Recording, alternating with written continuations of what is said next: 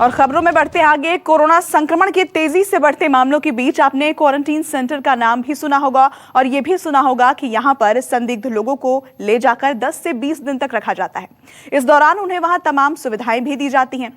ऐसे में सवाल ये उठता है कि आखिरकार इतने लोगों को क्वारंटीन सेंटरों में रखने पर कितना खर्च होता होगा, किस किस तरह की सुविधाएं दी जाती होंगी और किन जगहों को क्वारंटीन सेंटर के लिए चुना जाता है। न्यूज़ 24 की टीम की पड़ताल से सामने आया है कि राजस्थान सरकार हर संदिग्ध मरीज को क्वारंटीन सेंटर में रखने पर हर रोज 2,440 रुपए खर्च कर रही है और इस पर हर महीने करीब 64 करोड़ रुपए की राशि खर्च हो रही है। देखिए खास खबर और समझने की कोशिश कीजिए कि जब सरकार इतना खर्च करके कोरोना संक्रमण को रोकने की कोशिश में जुटी है तो आपकी जिम्मेदारी भी कितनी बढ़ जाती है।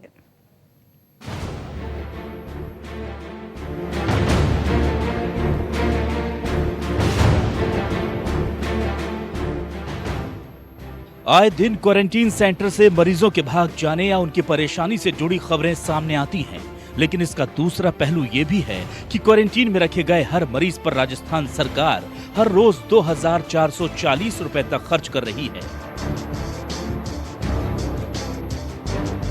न्यूज़ 24 के पास राजस्थान सरकार के वो दस्तावेज मौजूद हैं जिनमें क्वारंटीन सेंटर और उनमें ठहराए गए संदिग्ध मरीजों पर होने वाले खर्च की जानकारी है। इसमें सुबह के नाश्ते, रात के खाने और पीने के साफ पानी तक का खर्च शामिल है। खास बात यह कि इसमें उस जगह का किराया शामिल नहीं है जहां संदिग्धों को रखा जाता है।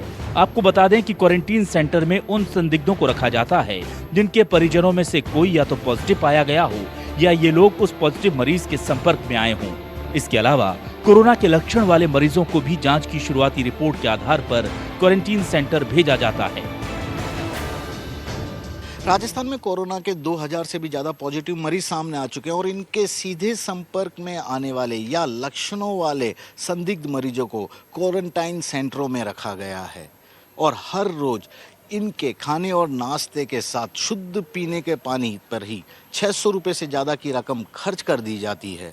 सरकार के आंकड़े की माने तो हर महीने सरकार क्वारंटाइन सेंटरों पर 60 से 65 करोड़ रुपए तक खर्च कर रही है। अब आपको बताते हैं कि किस चीज पर हर रोज क्वारंटीन सेंटर में रखे संदिग्ध मरीजों पर कितने खर्च का प्रावधान है। सुबह के नाश्ते पर 100 रुपए का प्रावधान है। दोपहर के खाने पर 180 रुपए प्रति मरीज का प्रावधान है।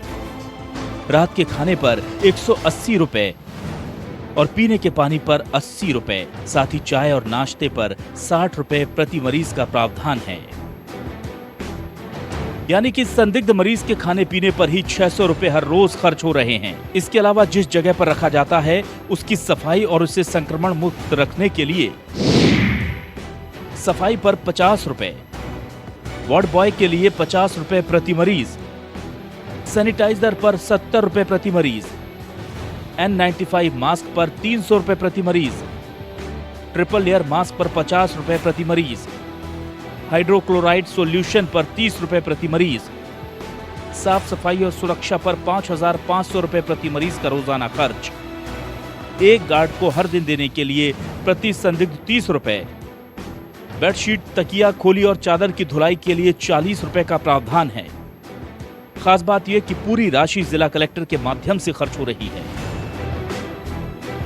राजस्थान के समस्त जिला कलेक्टरों को अब तक 63 करोड़ 80 लाख रुपए की राशि मंजूर कर दी, जिससे जिले के अंदर क्वारंटाइन में रहने वाले व्यक्ति, उनके लिए खाने की, उनके रहने की, उनके सभी प्रकार की स्क्रीनिंग की और सभी प्रकार की व्यवस्थाओं के लिए जिला कलेक्टरों को माननीय मुख्यमंत्री जी ने निर्देश जारी किया। मुख्यमंत्री अशोक गहलोत के साफ निर्देश हैं कि चाहे क्वारंटीन सेंटर हो या फिर शेल्टर होम, उसमें रहने वाले किसी भी तबके को कोई दिक्कत नहीं होनी चाहिए। हालांकि आपको बता दें कि क्वारंटीन सेंटर पर प्रति व्यक्ति खर्च शेल्टर होम की तुलना में ज्यादा है, क्योंकि वहां लोगों को सरकार की ओर से कोरोना संदिग्ध के तौर पर लाया जाता है। इस लिहाज से राजस्थान में मार्च और अप्रैल में आपदा प्रबंधन विभाग ने कोरोना संक्रमित जिलों के कलेक्टर को 63 करोड़ 80 लाख रुपए दिए थे। सिर्फ राजधानी जयपुर की बात करें तो अभी 13 क्वारंटीन सेंटर बने हुए हैं, जिनमें कुल 1778 लोगों को रखा गया है। राजस्थान में जो क्वारंटाइन सेंटर बनाए गए हैं वहाँ संदिग्धों की सुरक्षा के साथ साथ उन्हें हर तरह की सुविधाएं मुहैया कराने पर भी पूरा ध्यान दिया गया है। यहाँ पर एक डॉक्टर, एक कंपाउंडर के साथ टीचर भी सुरक्षा काम में लगाए गए हैं।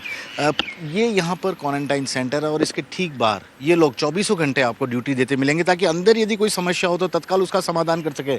सबसे बड़ी बात है कि इस पूरे इलाके में कर्फ्यू जैसा एक माहौल होता है, किसी को यहाँ पर रुकने की इजाज़त नहीं दी जाती है। साथ में ही पुलिस की भी यहाँ पर तगड़ी सुरक्षा होती है।